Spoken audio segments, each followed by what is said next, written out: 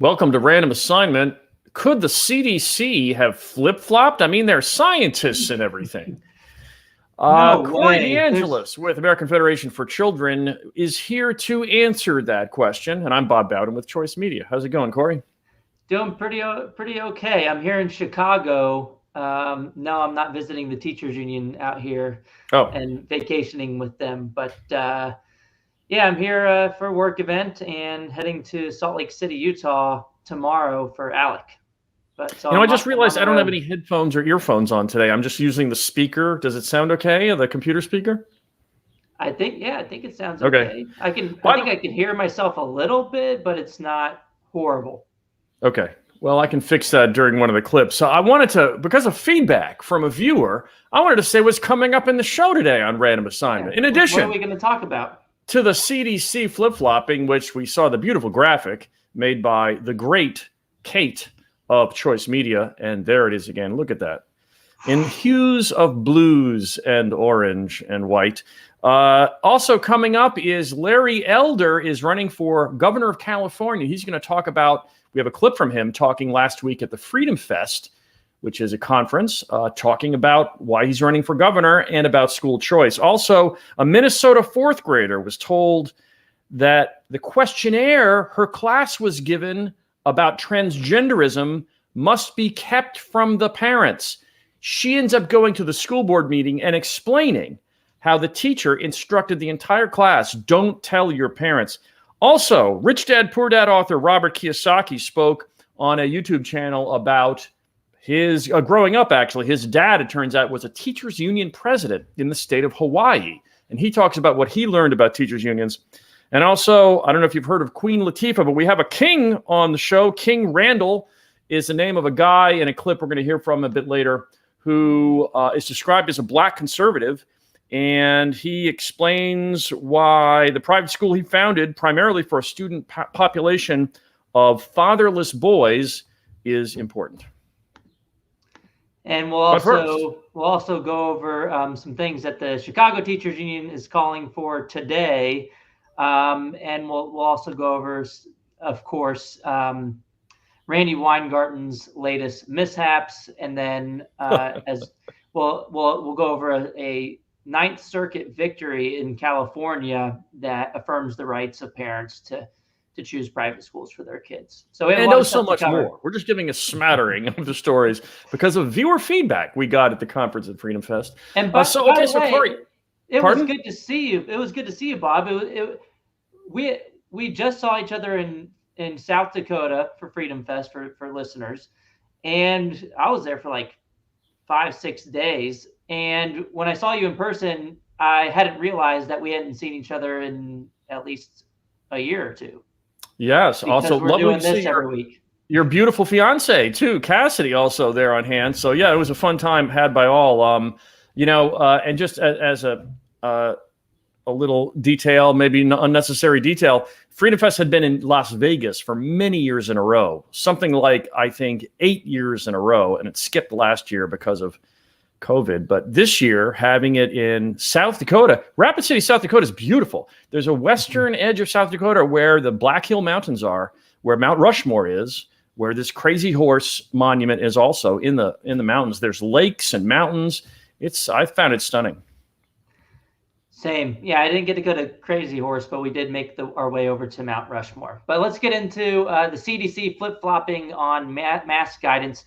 On July 9th, they had issued guidance for K-12 schools to have masks for kids who are not vaccinated. And here's a story from the Associated Press, I believe. Vaccinated teachers and students don't need masks, CDC says. 2 weeks later, yesterday, we get this breaking news from CNN and other outlets before it was actually announced in the afternoon that, well, you know what? CDC said, just kidding.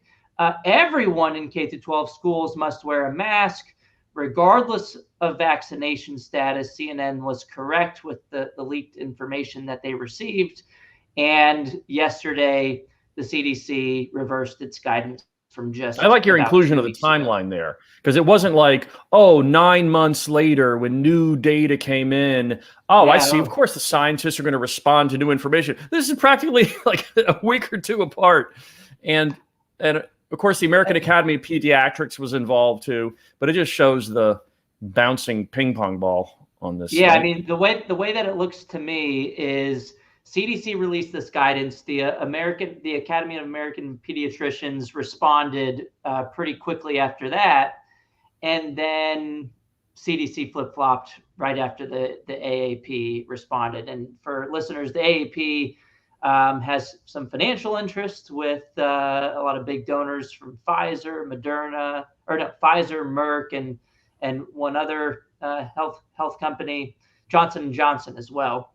But they also cited the teachers unions favorably in their latest press release on the masking guidance as their colleagues in the field of education. So they cited the American Federation of Teachers favorably when calling for more federal funding of schools, even after the federal government already allocated about $190 billion to K-12 education. I didn't know that, Corey. So that sounds so overtly political. They're supposed to be scientists talking about medicine, and they say, oh, and this funding initiative. Oops, looks like that's a phone call.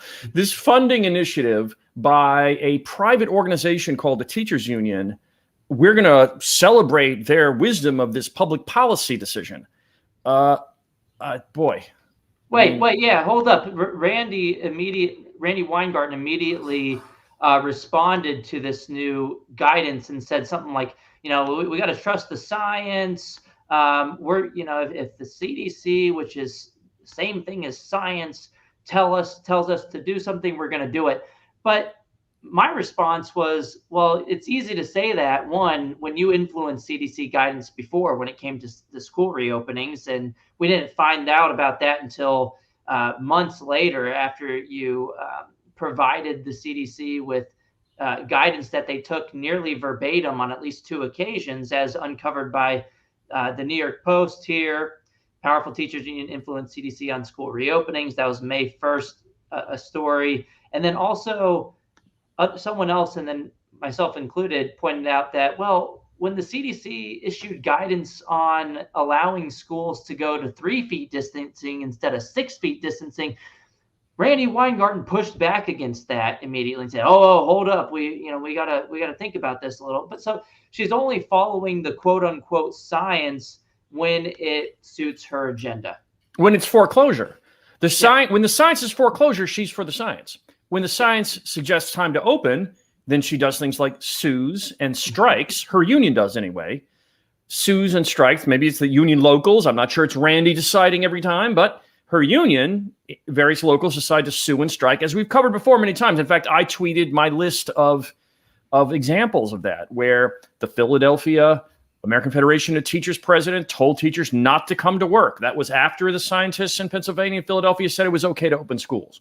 And all kinds of legal actions where the AFT union locals sued in places like West Virginia to keep schools closed, and places like Providence, Rhode Island. And there's a list of at least 8. Go ahead.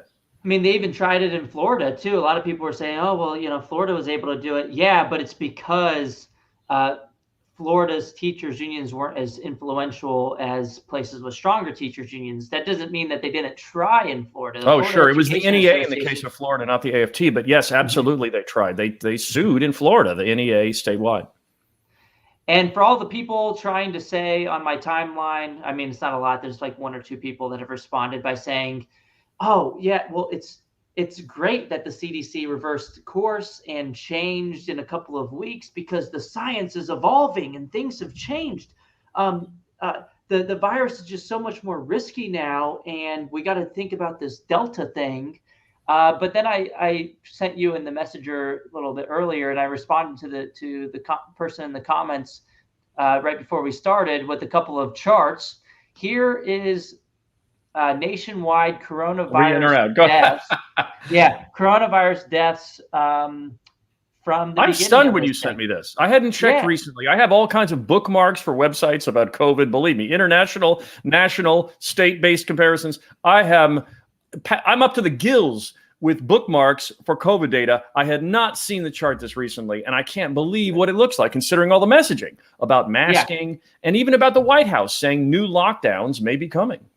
Maybe. Yeah, so coronavirus deaths are continuing to trend downwards before any masking rules were put in place in school, before this most recent guidance change on the 27th. Obviously, you can see the trend going downwards over the past several months.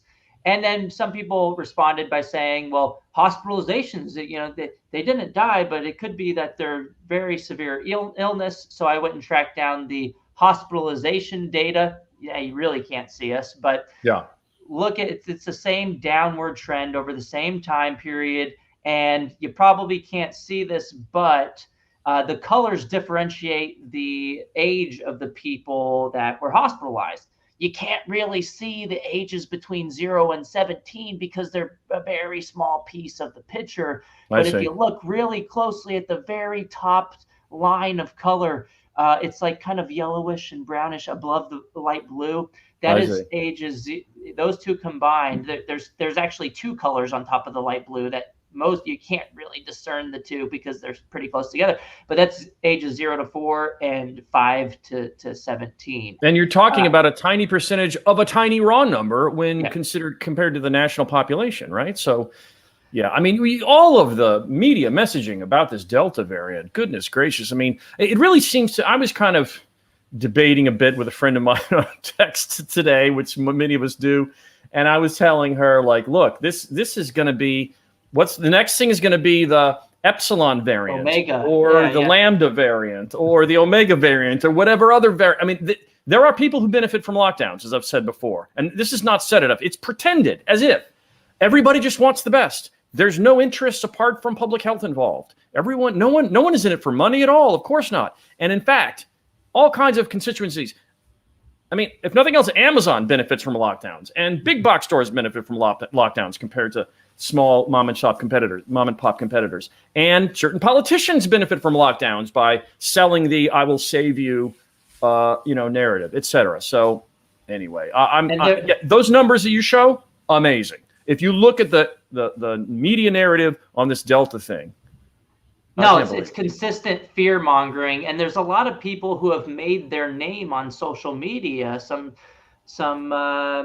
people that have their whole shtick has been fear mongering ever since this thing started. I'm thinking of Eric Fiegelding, for example. No one really knew who he was before all of this. He's the same guy that sent his own kid to in-person school in Austria when the schools were locked down here, but then he's calling for continued lockdowns in the United States. And his whole thing he's gotten a lot of attention for fear mongering over the past 15, 18 months. So he probably has an incentive to continue that for his own prestige. Yeah. But all right, well, is it okay if we move on? I just can't talk about this COVID lockdown stuff too much. It drives me crazy. It makes me sad. Go ahead. We shared this last week, but I wanted to update people on state. So the CDC changed their masking guidance, but that's not a mandate. And there are some states where public schools cannot require families to put masks on their kids in school. So some of the states are Texas, Oklahoma, Arkansas, Iowa, Utah, Arizona, and South Carolina. So if you live in those states, this CDC recommendation is just a recommendation to the families, and the public schools are not permitted to force kids to mask throughout the school day. Okay. All right. Well, I was super excited because I personally got a chance to talk with Larry Elder. For those who don't know, California has a law where they can recall a governor, and it works. There's a ballot that has two questions on the ballot. Question number one, should the governor be recalled? Question number two, who should replace the governor? So if the first question gets 50% plus one, meaning most people say, a simple majority say the governor should be recalled. The way it works is whoever has the plurality on the second question becomes governor. So in other words, imagine a scenario that someone could get 16% of the vote and still be the most number of votes. And so the second ranking person could get, 8%, and the third person could get 4%, the fourth person could get 2%. That's 16% vote getter, provided the first question comes up 50% plus one. That plurality person on the second ballot question, would become governor. So let's start with what Larry Elder said. He was speaking, and this was last week at the Freedom Fest conference, and let's see it. I went to 4 different high schools. Larry had some issues. We won't talk about that. But I was bused from Crenshaw because I had exhausted all the Spanish. I made A's in Spanish. I thought I was a world beater. I went to a school called Fairfax. Night and day. The kids were predominantly Jewish. I know that because during Yom Kippur, you could come to campus or not. Only 2 people came that day, myself and a janitor. These kids were fluent in Spanish. I did not believe you could learn how to speak a language and attain fluency in a classroom setting. I thought you learned how to conjugate a few verbs, learn some nouns, and then maybe when you go to Mexico, you can put it all together. These kids were fluent. For the first time in my life, I got a D. Funny little thing, a D. I never got a D before. I came home that first day and I was crying. I told my mother I felt I'd gotten ripped off. I said, I know I could have kept up with these kids if I'd had the same kind of demands placed upon me as long as they had. And she started crying too. And she said, Larry, I know your father and I should have put you in a better school. We didn't have the money. Maybe someday you can grow up and do something about it. Well, that someday is here.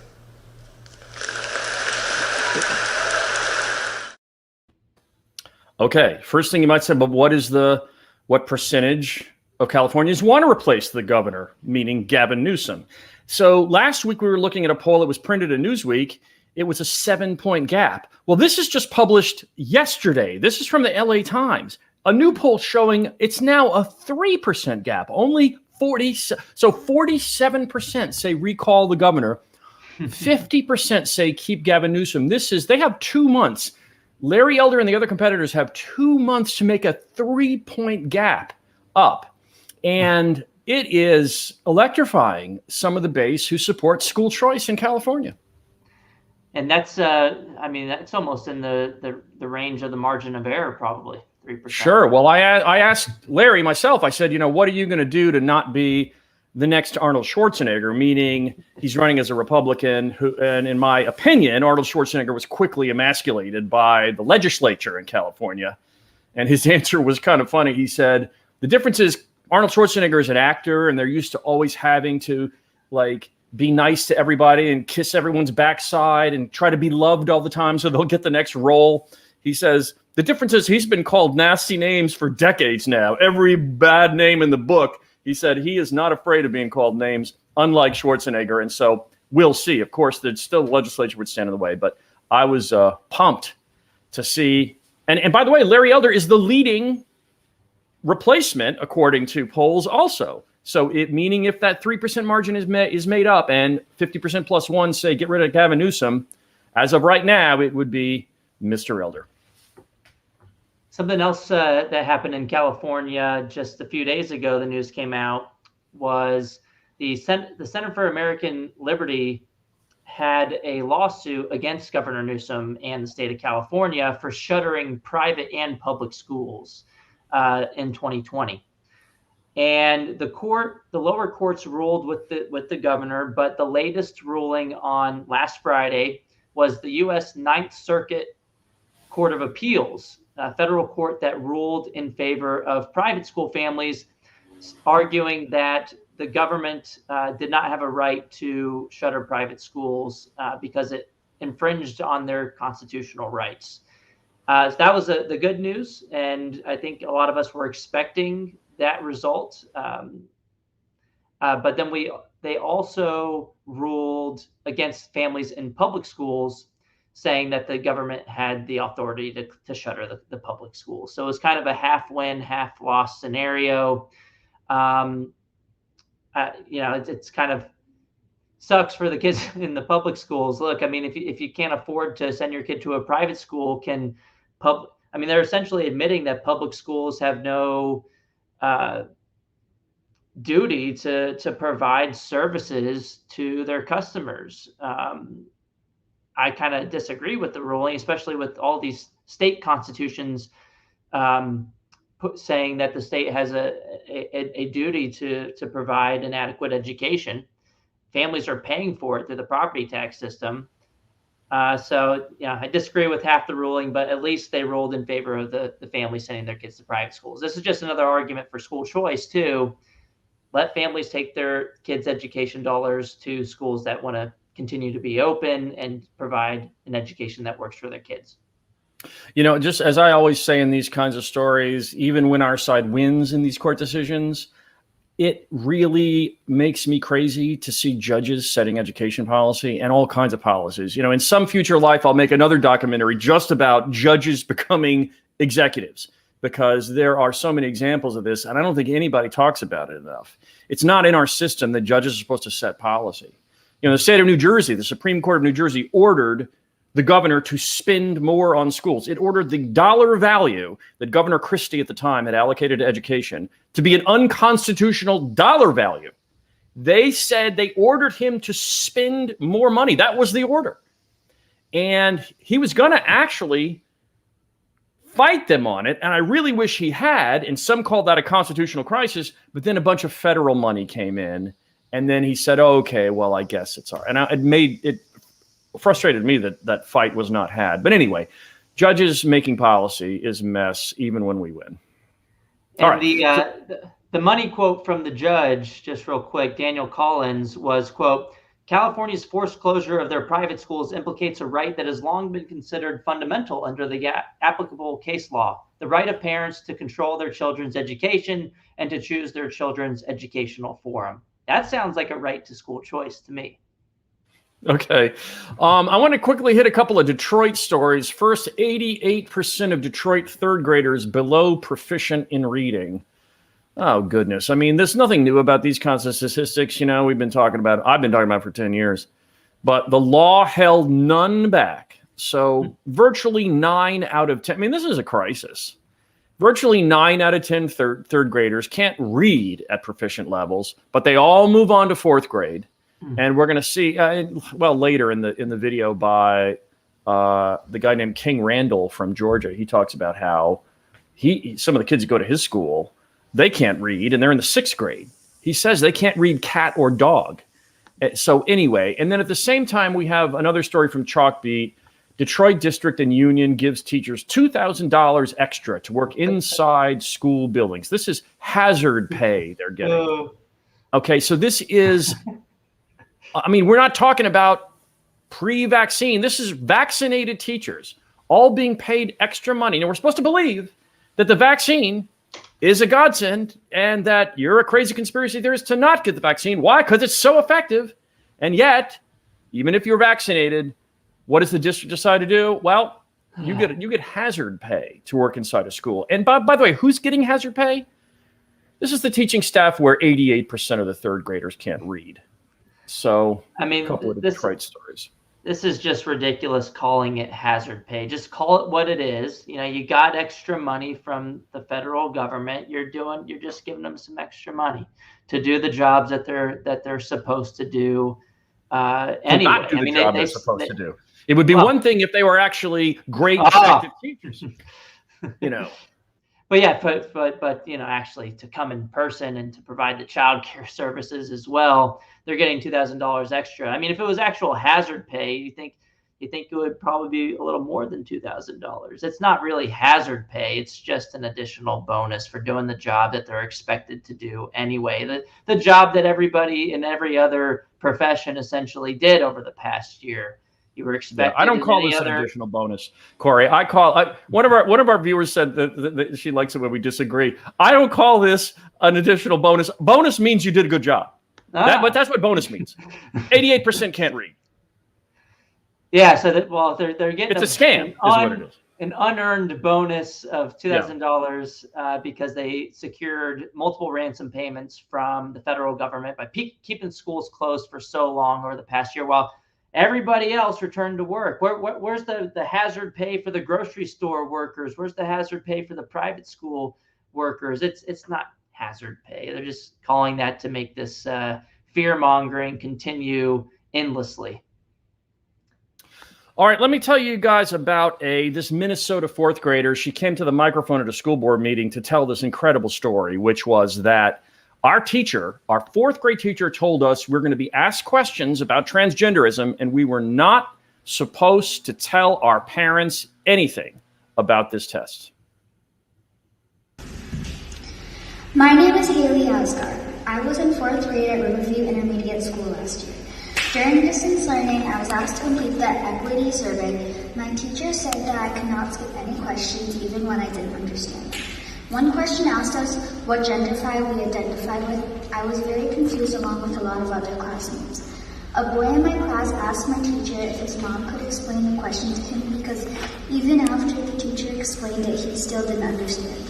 My teacher told him that he was not allowed to ask his mom and that we could not repeat any of the questions to our parents. I want the school board to know how uncomfortable and nervous this made me. My mom always tells me I can tell her anything, but she also tells me I can trust my teachers too. Being asked to hide this from my mom made me feel very uncomfortable. I was doing something wrong. Thank you. Can't hear you, Bob. You're muted. Okay, for once it wasn't a broken microphone. I was muted. A brave 9-year-old girl, I guess, a fourth grader, to go up to the microphone and tell the story. But I mean, for those again who say this is crazy, what do you mean critical race theory or transgenderism taught in schools? This is a right-wing conspiracy. Oh, really? Why are these kids being told not to tell their parents stuff? Yeah, I mean that's my biggest issue with the whole thing is that the teacher told the kids not to relay the information to the parents, and that should be a red flag for parents everywhere. Why are you trying to hide the raising of my child from the parents? I mean, they think it's almost like the people in the system think that they have a right to your kids' minds, and they think that they're the parents, not the actual families. So that's a red flag there. And look, the more and more that the government school systems do this kind of stuff, whether it is a curriculum that doesn't align with the parents' interest, or whether it's hiding things from parents as much as possible and not providing transparency, or whether it's forcing masks on kids regardless of the decision of the families, this is just more and more energy and reasons for allowing families to exit the system and to provide them with true alternative options, which is allowing the funding to follow the child. On the one hand, seeing all this stuff is depressing because there are real negative impacts for children and families that don't have a say at the moment, particularly if they can't afford any other alternatives. But the other side of me, the school choice advocate in me, says, keep it going a little longer, teachers unions, because we're seeing so much support for empowering families truly by giving them the ability to vote with their feet. And it's only going to continue the worst things. It's an interesting conundrum, isn't it? Yeah, I'm like you. Part of me says, like, I know. Why don't you just tell every student that they have to believe everything the teacher believes, otherwise, like 100% of the time, or they get an F? Please do that. That'll be the best thing for school choice. All right, what do you got? Your turn. So in Chicago, since I'm here, they responded to me on Twitter today because I called them out for a protest that they're doing today outside the Board of Education here in Chicago. What happened was in 2019, Chicago spent about $21,000 per student per year.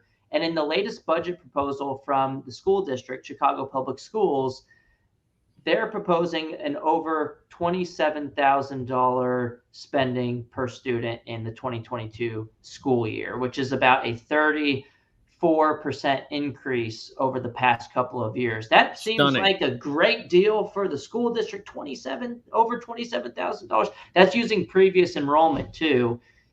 Enrollment's going down, so it's going to be way over $27,000 per kid. But just a costless estimate is at least $27,000, at least a 34% increase. They're outside. They must be doing an incredible job to get that level of funding. But go ahead. The increases in funding aren't changing anything. Things aren't getting any better. But they're outside still picketing and protesting, saying that that's not enough money. And my takeaway is, look, it's never going to be enough. You can spend $50,000 and things won't change per child, and things won't be any different if the system doesn't have any real incentive to spend that money wisely and to allocate it towards the classroom and to actually improve students' learning environments. What they're calling for is just throwing more people into the system. It's more of a jobs program, which benefits their union by creating more dues-paying members.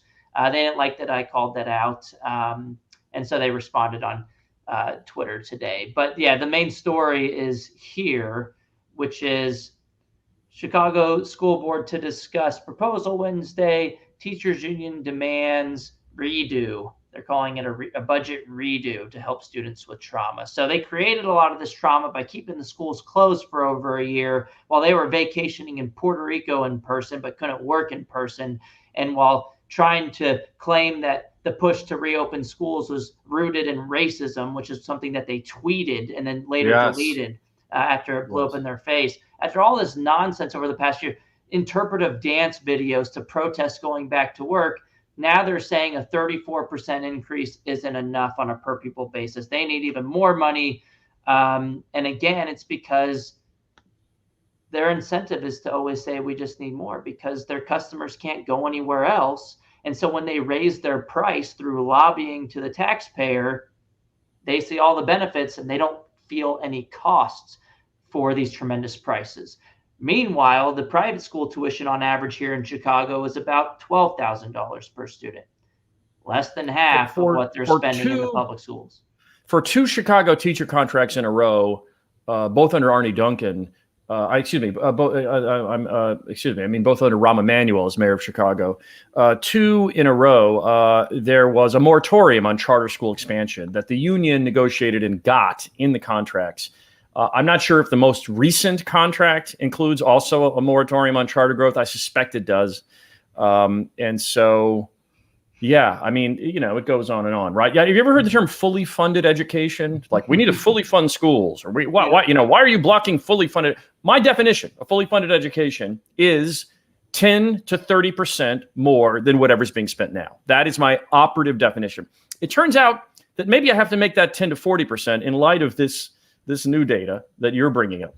So what did you say the increase was? 30 something? It's at least 34%. That's if you're using the old enrollment numbers for 2022, because these numbers aren't available yet, but it's lower. We already know that on average in the U.S., public school enrollment in other states has already decreased about 3%. Illinois hasn't gotten their stuff together and provided the data yet, but we can expect at least a 3% drop, especially looking at historical trends. My bad, everybody. Fully funded education means now 10 to 40% more than whatever's being currently spent. That's my new revised definition. Speaking of unions, I wanted to talk about Mississippi.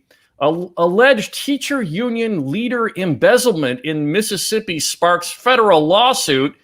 This one is about as fun as, well, I think a few shows ago when we found out that the NEA, one of the unions that works for the NEA, had authorized a strike against the NEA teachers union. Anyway, this is a different story about Mississippi. It's a AFT teacher union chapter in Mississippi claiming the national AFT helped cover up questionable financial transactions of funds by the Jackson, Mississippi Federation of Teachers. So you have the state teachers union claiming that both the local and national were involved in corruption. This is amazing. I mean, like to say, well, what are they going to say? Oh, we can't trust this. These people hate teachers unions. They hate teachers. No, these are teachers unions accusing each other in the state of Mississippi about corruption. So look, I'm not a jury in this corruption trial. Jury member, I haven't seen all the evidence. I can't say, there's a presumption of innocence, etc. But here we go again, folks. Yeah, I think they actually did conduct an investigation on the state chapter. And according to this article in Y'all Politics, they said that AFT told them to stand down until they can complete an investigation. It was January of 2020. before an investigation concluded, and the state chapter suspects it was only done because they hired a lawyer. And it says the AFT investigation found, as reported by Jackson Jambalaya, which is another outlet, that there was all of this evidence of wrongdoing. There's like 10 bullet points here that they increased their salaries, there was improper transactions, and so they're using this information and taking it to it says that they have a case filed in U.S. District Court claiming several counts of embezzlement, unjust enrichment, and breach of fiduciary duty. So there you go. Federal lawsuit. The federal lawsuit claiming the national AFT helped cover up what the local had done. That's what it claims. So look, anyway, there you go. It's Oops. All right, go ahead, Corey. Yeah, another one of the silver lining stories is I found some data as reported by someone at Maine Policy Institute. His name is Nick Murray. He put this data together from Maine, finding a 74% increase in homeschooling in Maine since last year, from about 6,800 students to about 1,200 students in 2021. So 74% increase. People are voting with their feet. Wow. For a lot of different reasons, and here's just one more data point from Maine. You know what the statist establishments folks, monopoly advocates say, Corey? They're like, that's just COVID. It'll all switch back once COVID is over. After the next 45 variants, like we have lockdowns for, right? So however they define COVID being over, they'll say like, oh, all these homeschoolers are coming right back. What do you say to that?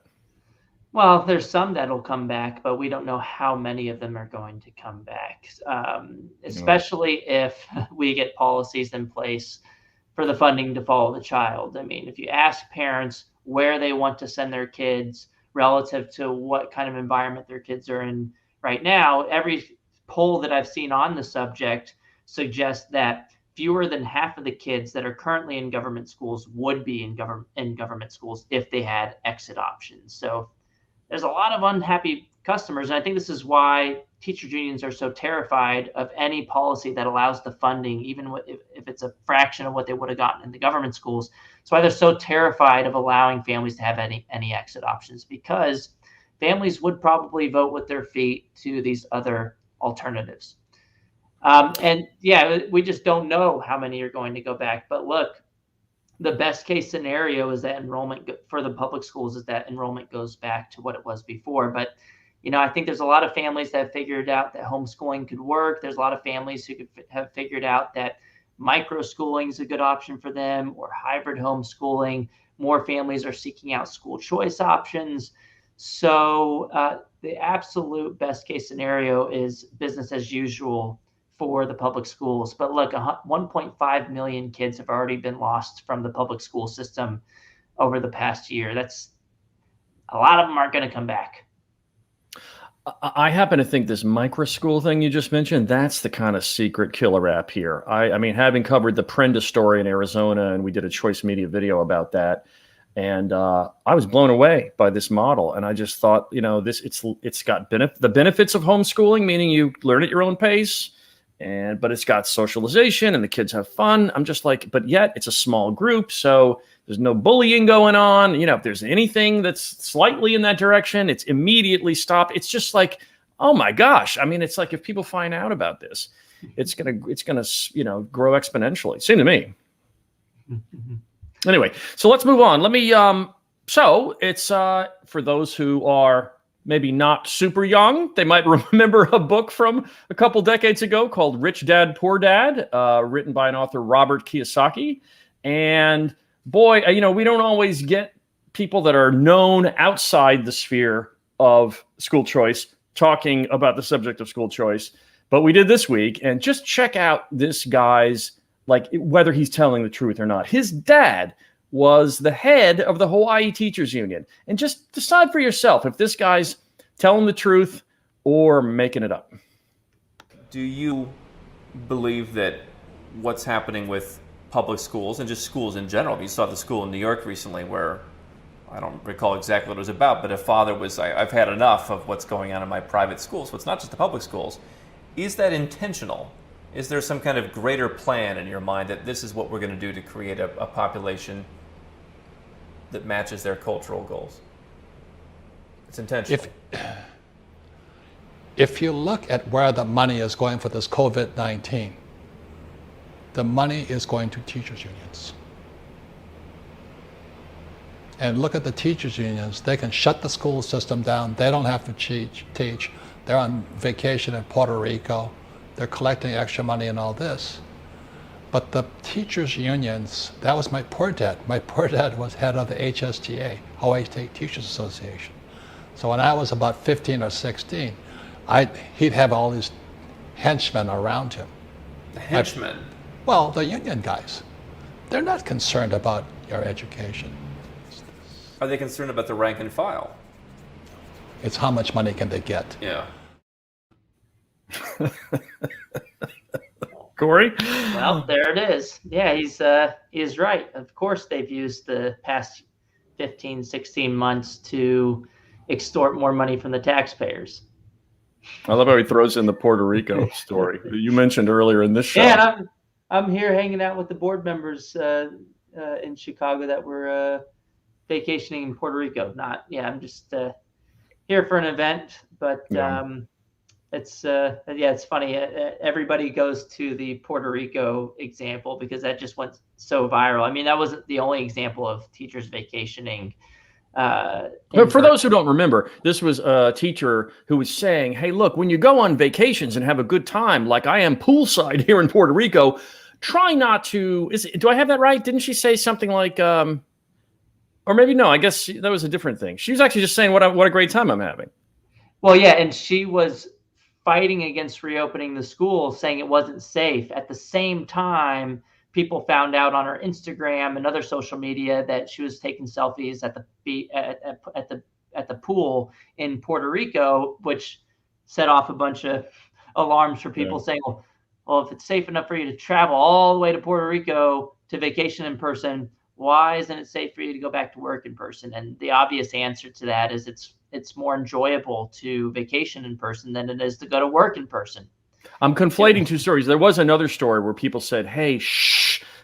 There was another LA. Private. Remember, this was a private Facebook group for teachers only that said, please don't talk on social media about your awesome vacations while at the same time we are messaging that school, it's dangerous to be in person with anyone. That was a different story.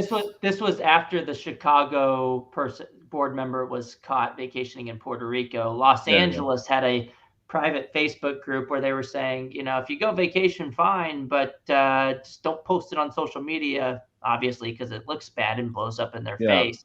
That's what it was. It was. I figured you'd remember what. Yeah, it was Los Angeles. That sounds right. Yep. And here's the story. Chicago Teachers Union leader partied in Puerto Rico as leaders were herded back into school. Teachers were herded back into schools. This is the World Socialist website reporting on it as well. It's the first one I could find. When the teacher union get bad enough that the socialists are yelling at the unions. That's pretty good. So we should go over this story with King Randall. Okay. So this is a young man out of Albany, Georgia, who, in fact, the link in the Choice Media tweet on this, the link for the full interview is there. But I just grabbed, you can get a real good flavor of it in what we're about to show. And this is a young man who said, I want to make a difference. And I guess this is, pretty inspiring to me. You guys decide. Every time something happens in our city, whether somebody gets killed or et cetera, well, a boy in particular, people want to have meetings. And every time I go to these meetings, people want to, get all philosophical and things like that. But nobody wanted to do anything. Or they'd say things like, well, the kids don't have a basketball goal over here. They need a pool or something. I'm just like, no, these children need some mindset changing, because if they get a basketball goal, all they have to do is just shoot each other at the basketball court. Like, they really need some guidance in men in their lives. So I started this program. I did a field trip. I made a flyer on my phone. And I took the kids to Atlanta to the Center for Civil and Human Rights, and I took them to the African American History Museum. And when I took them on this trip, I kind of knew that's what I was supposed to be doing, because while I was there, the children the questions that they were asking, and them wanting to be out of their condition, that's how I knew that the children are where I was supposed to be. And quite frankly, honestly, the school idea didn't come, until one day I was listening to Malcolm X. And of course, in our community, a lot of us who are pro-black or what have you, a lot of them, listen to Malcolm and Martin and things like that. But we would talk about them, but nobody would like really push what they actually talked about in their speeches. So I heard a debate between Malcolm and Bayard Rustin. And Malcolm said, if white immigrants could come to this country years ago with nickels and dimes and no education, come and pool their little nickels and dimes and no education, set up stores, develop those stores into larger stores, which turns into an industry, which creates job opportunities for their own kind. He said, with us at that time having spending power of $20 billion, today it's over $1 trillion, not using any of that money to set up any industry, not setting up any factories, not setting up any job opportunities for our own kind, we're not in a moral position to point the finger today at the white man and claim that he's discriminating against us for not giving us jobs in factories we hadn't set up. So I'm listening to this, I'm like, this sounds like 2021. So I'm just like, man, so I'm like, well, if we say the schools are failing, why don't we try opening our own schools? If we say that the hospitals are failing, why not opening our own hospitals? So I went on a quest. I told my boys, I was like, listen, I don't know how we're going to do it, but we're going to open us up a school one day. I'm not sure how we're going to do it. I'll figure it out. So, by the way, at our website, choicemedia.tv, or our Twitter feed, which is at choicemediatv, you can see the link for his school. If anyone who wants to donate to his school, can find the link there, and also for the link for the whole interview. So we covered his story pretty recently, right, in Georgia, where trying to start a charter school, and the city or the school district or something included regulations for him to buy a building that wasn't being used. It was set to be demolished, an old public school building. And they added regulations like I don't remember if it was that he had to hire public school employees, or he had to provide to use their approved curriculum or something. But it was just, it just went to show you that it was adding regulations for him to make it more difficult for him to compete with the district. Well, this is not a charter school. This is a private school. He clarified that in the interview. This example, so I'm not sure if it's a different guy, or I'm not sure if he switched from the charter model to the private model, but it's for sure he said private school is his now. That makes the actions of the district even worse, trying to regulate a fully private school with all of these additional regulations. I haven't looked into where that story went since we first shared it, but I'll look back. Well, I'll tell you this. He explains that he has kids right now in his group. Some of them are in 6th grade. He says they can't read at all. And as I mentioned earlier, some of them can't read dog or cat. Those are his examples. That's what he says about some of these kids. And not to mention, he also talks about something I think is important, which is the concept of male role models. And he says over 90% of the kids don't have fathers in their lives. And he talks about how important male role models were to him when he was a kid. And he's trying to be that. And this is the kind of thing, of course, you're not allowed to talk about in the traditional public sphere space, because, making a distinction between genders is virtually hate speech. And yet this young man believes that, male role models actually matter, so he says that, and I was sitting there cheering. Here's the story I was thinking of. It is the same guy. Here we go. School trying to prevent use of defunct facility for charter school, which maybe it is a private school. That's him, all right. Yeah, maybe is that a Fox News station? Maybe they got that wrong, or maybe he switched models. Yeah, this is back in May too. Right. But so that's interesting. At any rate, I mean, just him, well, I mean, I'll tell you something too. This also is described. Now, I'm not sure he used the term black conservative, but the other title of this YouTube channel called Value Entertainment, where this was published, or Valuetainment, actually, where this was originally, released, this interview, referred to him as a black conservative. And I do think the concept of black conservatives is frightening to the left. It is, whether you're talking about Tim Scott or whether you're talking about Ben Carson, or whether you're talking about Larry Elder, I think this is, also, and by the way, something you'll never hear on CNN is the fact that Donald Trump increased his black vote significantly between 2016 and 2020. He went from 8 or 9% black vote to 14% black vote after 4 years of being called a white supremacist over and over and over again on traditional media. For some reason, this alleged white supremacist increased his black vote in his second presidential campaign. So, and by the way, running against Barack Obama's vice president. So, at any rate, I do think Tim Scott could be a candidate for 2024, and if he's not, he could still be a vice presidential candidate if he doesn't run for president. So, we'll see. I want to get your thoughts before we sign off on, do you think the teachers unions influenced the CDC guidance again, or do you think they at least tried? Interesting. I want to take bets before we find out, because there's going to be information that comes out. I can only imagine a bunch of groups did FOIA requests. You don't think they'd have been smarter this time about how to influence the CDC? I do. If I'm the teachers union trying to, in a nefarious way, influence public policy like this, and not this time, I don't want to be outed for it. You have private one-on-one conversations with the CDC, and maybe in a car rolling down the road somewhere. I don't know, somewhere without a microphone. Somehow you make sure everybody's cell phone has been confiscated. It could record the conversation. It seems to me if it happened, they would not have done it by email. Yeah, because we found out about them last time via email. So, so even if evidence doesn't come out that they did influence, that doesn't mean they didn't influence if they've gotten sneakier about it. But at the same time, Randy has tried to act like there was nothing nefarious and nothing that they had to hide after the information came out. So maybe they just do the same thing. They talk about it over email, and then once the information comes out, they'll try the same thing. Who cares? This is what we're supposed to do. Everybody else lobbied too.